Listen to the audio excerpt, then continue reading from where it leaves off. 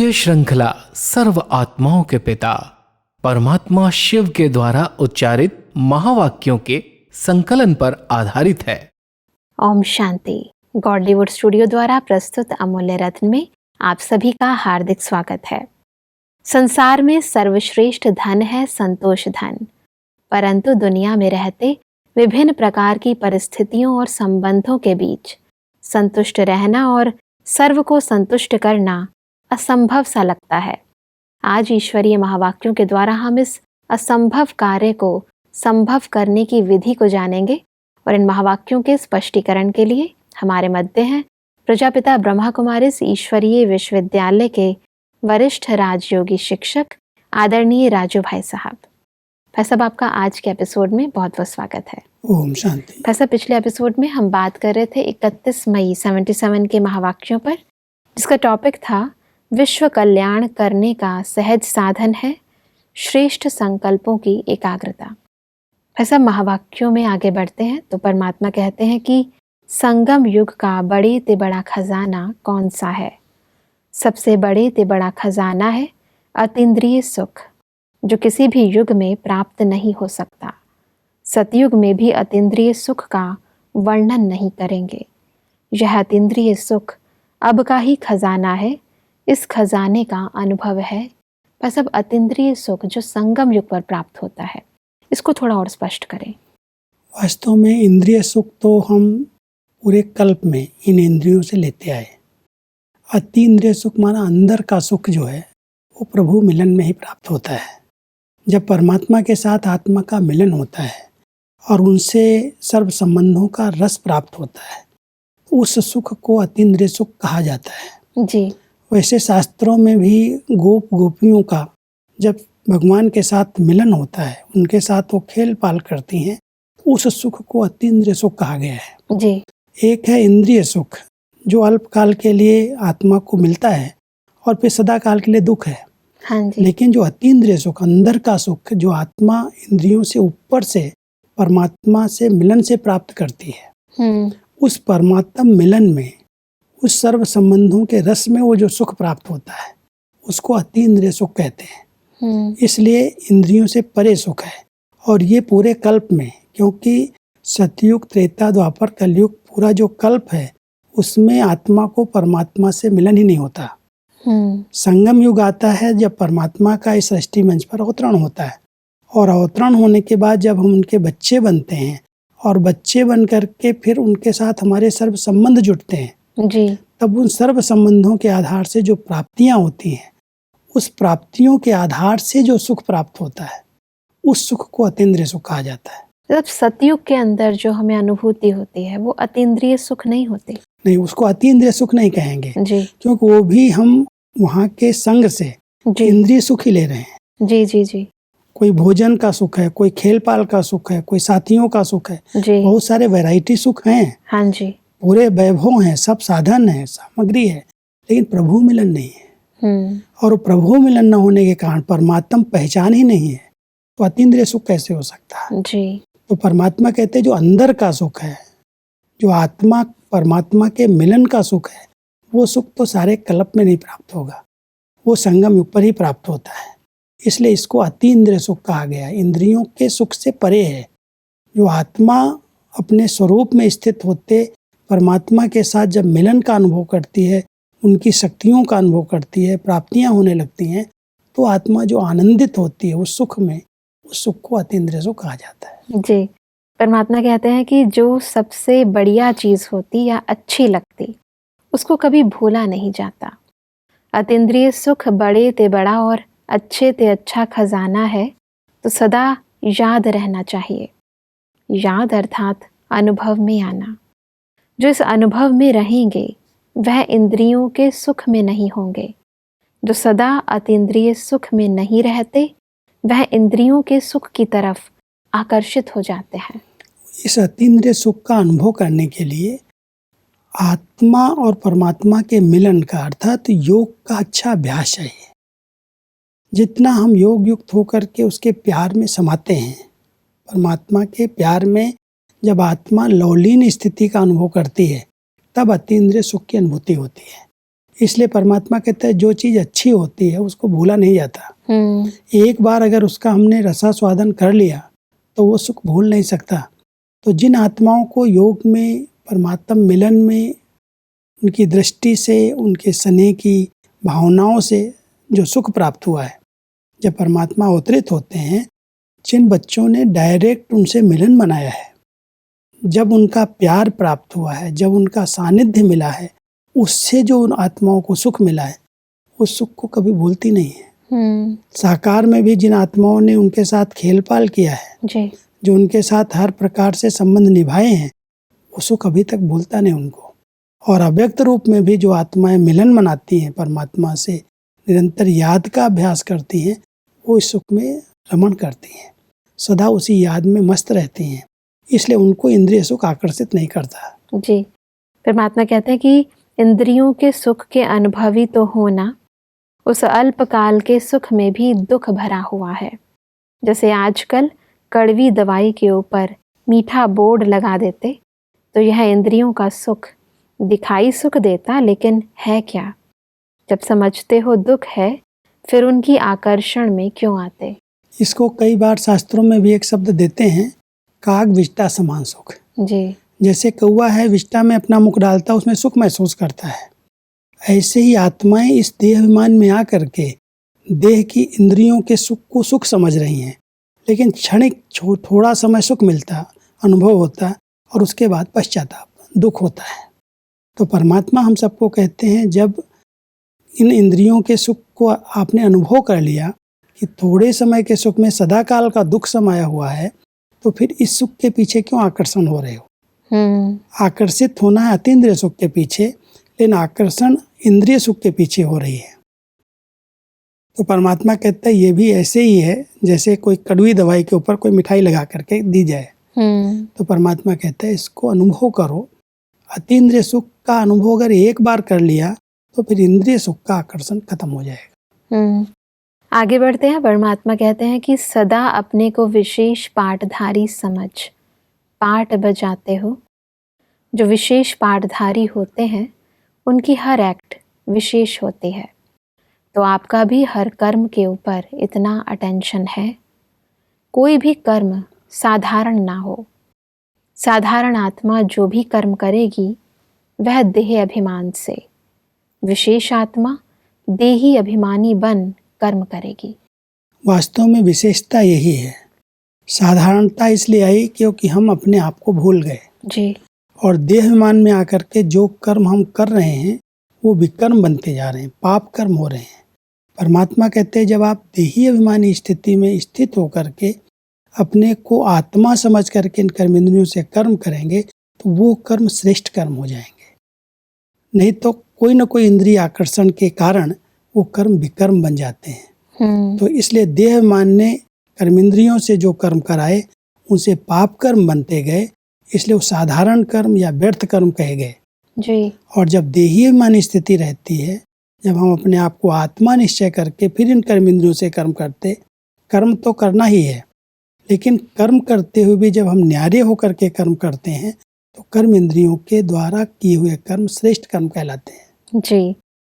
परमात्मा कहते हैं कि देही अभिमानी बन पाठ बजाने वाले की रिजल्ट क्या होगी? वह स्वयं भी संतुष्ट और सर्व भी उनसे संतुष्ट होंगे। जो अच्छा पाठ बजाते तो देखने वाले वंस मोर करते, तो सर्व का संतुष्ट रहना अर्थात वंस मोर करना। सिर्फ स्वयं से संतुष्ट रहना बड़ी बात नहीं, लेकिन स्वयं संतुष्ट रहकर दूसरों को भी संतुष्ट करना, यह है पूरा स्लोगन। वास्तव में जब हम अपने आत्मिक स्वरूप में स्थित होते हैं तो हर आत्मा को हम परख सकते हैं, इस आत्मा को किस चीज़ की आवश्यकता है। वर्तमान समय असंतुष्टता का एक बहुत बड़ा कारण है जी। जो हमारे संबंध संपर्क में आ रहे हैं उनकी भावनाएं क्या हैं, उनकी चाहनाएं क्या हैं, उनको हम परख नहीं पाते देह अभिमान में होने के कारण। इसलिए वो जो हम करते हैं वो हमारे से असंतुष्ट हो जाते हैं। परमात्मा कहते हैं जब आप अपनी देही अभिमानी स्थिति में स्थित होंगे, आत्मा समझ करके इन कर्मेंद्रियों को प्रयोग में लाएंगे, तो और सामने वाली आत्मा को जिस चीज़ की आवश्यकता है वही आपके द्वारा प्राप्त होगी, और जब वही चीज़ प्राप्त हो रही है तो आप संतुष्ट हो जाएंगे। मान लो किसी को अपनी महिमा सुनने की इच्छा है जी, और हम समझते हैं कि अगर हमने एक शब्द इसको महिमा के बोल दिए, समझ गया, तो उसको खुशी हो रही है, तो उसी शब्दों का हम प्रयोग करेंगे। जी, तो इसलिए परमात्मा कहते हैं जो आत्माएं देही मानी होकर के कर्म करती हैं उनसे हर आत्मा संतुष्ट रहती है। वैसे देखा जाता है भाई साहब, अक्सर दुनिया में इसका उल्टा होता है। इंसान को पता होता है इसको ये चाहिए, तो वो चीज़ नहीं देता, क्योंकि कहीं ना कहीं वो इच्छा उसकी अपनी भी होती है। तो जब हमारी उससे उम्मीद है तो उसकी उम्मीद को हम पूरी करें, वो संभव नहीं हो पाता। लेकिन वास्तव में देही मानी आत्मा जी, जो अपने आत्मिक स्वरूप में स्थित रहती है, उसके अंदर सब गुण हैं, वो खुद भी सुख स्वरूप है, सर्व प्राप्ति स्वरूप आत्मा है। देही मानी स्थिति है ही वो, केवल आत्मा समझना नहीं है, लेकिन आत्मा के जो 7 गुण हैं उन 7 गुणों में वो संपन्नता आती जाती है, और संपन्नता आने के कारण अन्य आत्माओं को संतुष्ट कर सकती है। जिसके पास होगा वही तो दे सकेगा। बिल्कुल। आज मेरे पास अगर शांति का खजाना है, अगर खुशी का खजाना है, सुख का खजाना है, तो जो मेरे सामने आएगा, जब हम उस स्वरूप में स्थित हैं तो हमारे से उसको प्राप्ति होने लगेगी, और जब प्राप्तियां होंगी तो संतुष्ट रहेगा।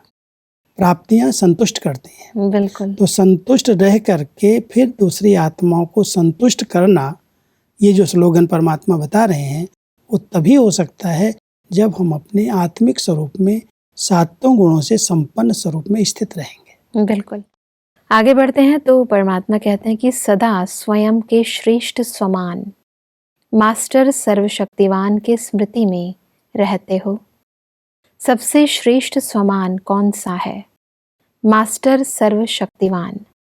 जैसे कोई बड़ा ऑफिसर व राजा होता, जब वह स्वमान की सीट पर स्थित होता तो दूसरे भी उसे सम्मान देते।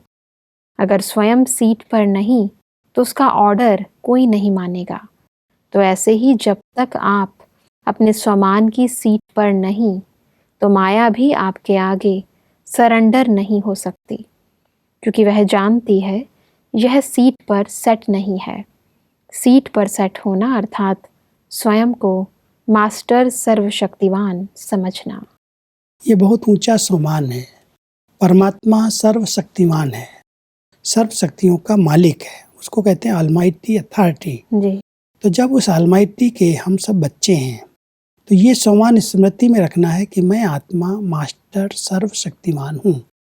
जो शक्तियाँ हैं, मन की शक्तियाँ हैं, बुद्धि की शक्तियाँ हैं, या जो भी हमें स्थूल में भी शक्तियाँ आवश्यक हैं, सहन करना है, समाना है, सामना करना है, परखना है, निर्णय करना है, वर्तमान समय जिन शक्तियों की कर्म क्षेत्र पर आवश्यकता है, अगर वो सर्व शक्तियों का मैं मालिक हूँ और ये सम्मान में रहता हूँ, तो ये सम्मान की सीट शक्तियों को आर्डर पर मार चला सकती है। मान लो अगर मुझे सहन करने की शक्ति चाहिए, तो सहन शक्ति तब आएगी जब मैं आत्मा अपने अलमाइटी स्वरूप में स्थित हूँ कि मैं इस शक्ति का मालिक हूँ। जी। और मालिक बन करके हम आर्डर करें और वो कहना न माने, ऐसा नहीं हो सकता। इसलिए परमात्मा कहते हैं जब राजा अपनी सीट पर होता है, जब उस पोजीशन पर स्थित है, तो उसके सब कर्मचारी उसका कहना मान रहे हैं। अगर वो सीट से उतर करके किसी को कोई काम बताएगा तो कोई सुनेगा नहीं।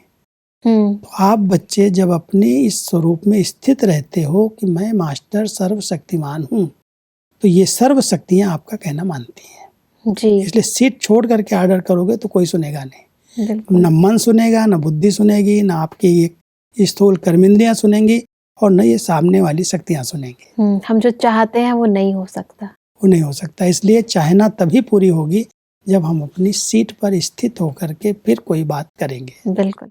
परमात्मा कहते हैं कि संगम युग ही प्रत्यक्ष फल देने वाला है। सतयुग में संगम युग का ही फल चलता रहता। संगम पर 1 का 100 गुना भर करके प्रत्यक्ष फल मिलता है। सिर्फ एक बार संकल्प किया मैं बाप का हूँ, तो अनेक जन्म एक संकल्प के आधार पर फल प्राप्त होता रहता है। एक बार संकल्प किया मैं मास्टर सर्वशक्तिवान हूँ, तो मायाजीत बनने के विजयी बनने के नशे का अनुभव होगा। बस अब संगम युग प्रत्यक्ष फल प्राप्त करने का युग है। कोई भी कर्म किया जाए, जी क्योंकि कर्म एक बीज है जी और बीज का फल अवश्य निकलता है। जी कई बार कोई बीज बहुत समय के बाद फल देता है, 2-4 साल, 5 साल, 10 साल लग जाता है, इंतजार करना पड़ता है। परमात्मा कहता है जो परमात्मा के नाम पर उनके साथ कोई भी कार्य में आप सहयोग करते हो, बीज बोते हो, तो उसका प्रत्यक्ष फल उसी समय अनुभव होने लगता है, टाइम नहीं लगता है। मान लो आज हमने कोई को ज्ञान दिया, जी कोई को आत्मा का, परमात्मा का परिचय दिया और उसके जीवन में परिवर्तन आया, तो उसका जो रिटर्न दुआएं मिली उसके आधार पर हमें उसी समय खुशी का अनुभव होगा, उसी समय हमें सहज योगी जीवन का अनुभव होगा। हमने उसको कुछ भी दिया, श्रेष्ठ कर्म किया, बीज डाला और उसके रिटर्न में तुरंत मुझे जो प्राप्ति हुई उसको कहते हैं प्रत्यक्ष फल। जी, परमात्मा कहते हैं कि प्रत्यक्ष फल संगम युग पर ही अनुभव होता। जैसे बीज बोया जाता तो फल मिलता है ना, ऐसे संकल्प करना व पुरुषार्थ करना, यह है बीज और उसका फल एक का पदम गुणा मिल जाता। तब तो संगम की महिमा है, सबसे बड़े ते बड़ा संगम युग का फल है, जो स्वयं बाप प्रत्यक्ष रूप में मिलता।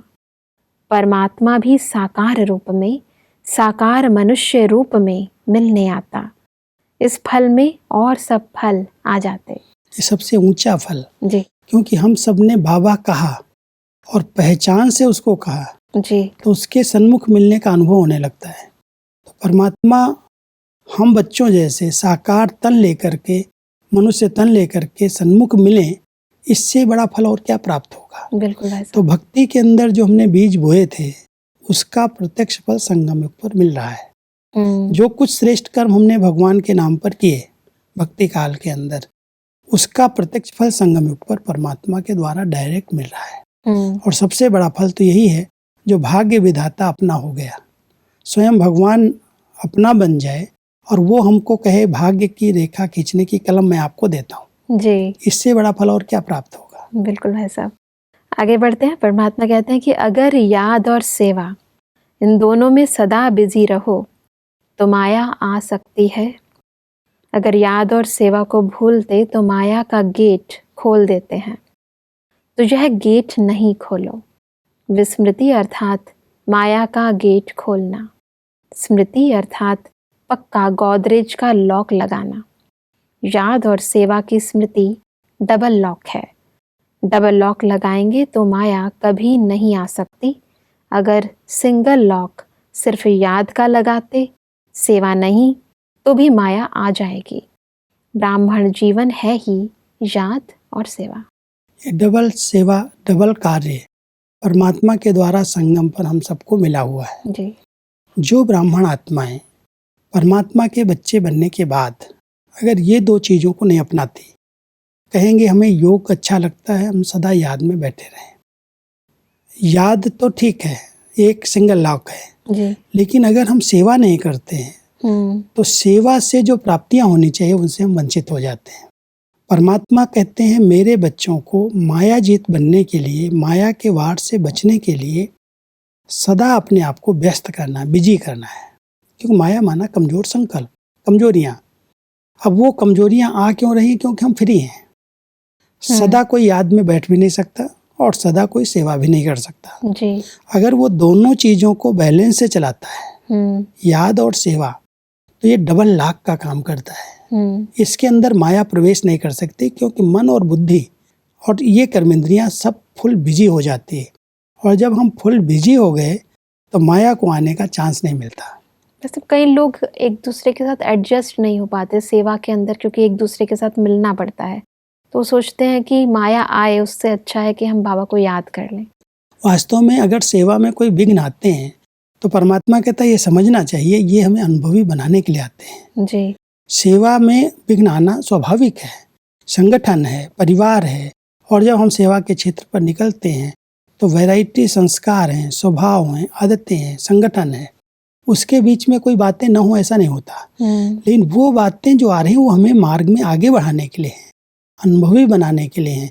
इसलिए सेवा छोड़ देंगे तो अनुभवी बनने से भी हम वंचित हो जाएंगे। इसलिए सेवा करते चलें और जिस सेवा में टकराव हो रहा उस सेवा को छोड़ करके दूसरी सेवा करें।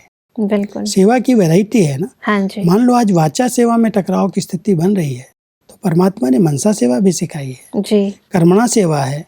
जिस सेवा से आपको सुख प्राप्त हो रहा है, दूसरी आत्माओं की दुआएं मिल रही हैं, उस सेवा में बिजी कर लो। बिल्कुल। तो सेवा की बहुत वैरायटी है। ऐसे नहीं हम कोई कोर्स ही कराएं, ज्ञान ही दें वही सेवा है।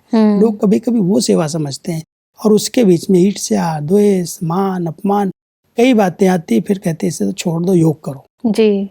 इसलिए परमात्मा कहते हैं सेवा की विभिन्न विधियां हैं, याद और सेवा के बैलेंस से चलो, यही डबल लाख है। बिल्कुल। परमात्मा कहते हैं कि सदा हर कदम श्रीमत पर उठाने वाले श्रेष्ठ आत्मा अपने को समझते हो। हर कदम श्रीमत पर है या मनमत पर है, उसकी परख जानते हो। परखने का साधन क्या है? श्रीमत और मनमत को परखने का साधन यही है कि अगर श्रीमत पर कदम होगा तो कभी भी अपना मन असंतुष्ट नहीं होगा, मन में किसी प्रकार की हलचल नहीं होगी।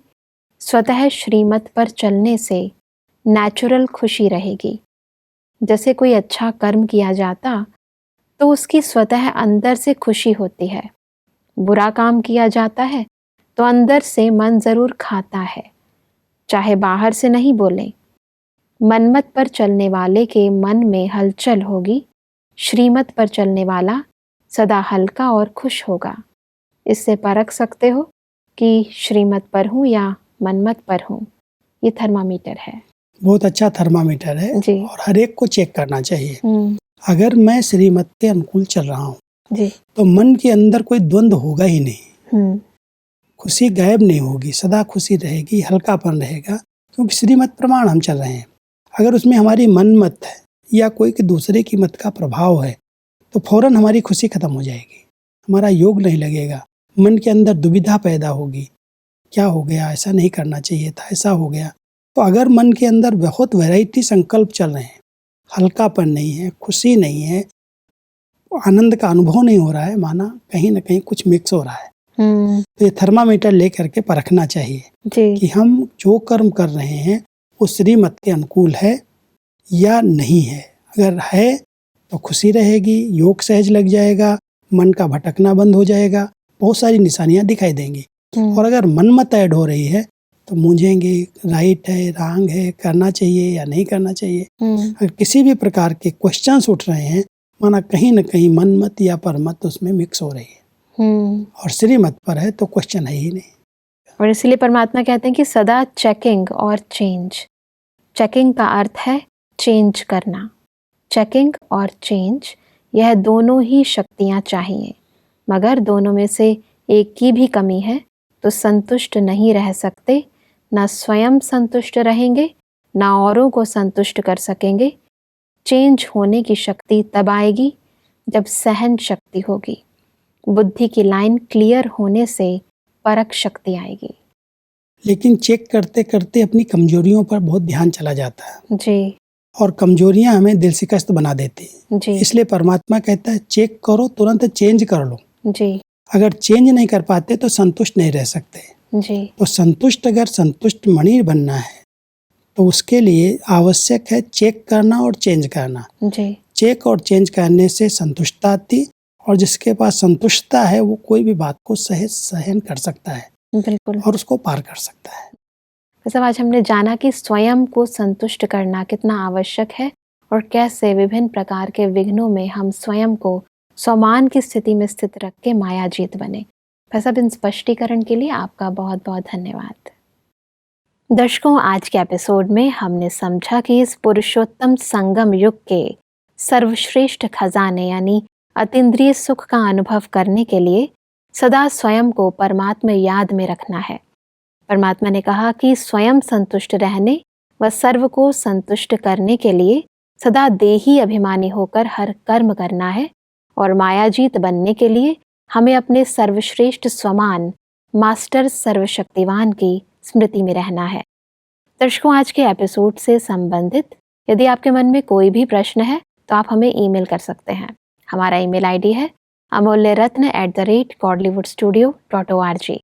अगले एपिसोड में एक और अव्यक्त वाणी के साथ आप सभी के समक्ष हम फिर हाजिर होंगे। तब तक के लिए लेते हैं इजाजत। ओम शांति। मुख्य सार। माया क्यों आती है? सोचते बहुत हो इसलिए माया को भी मजा आता है।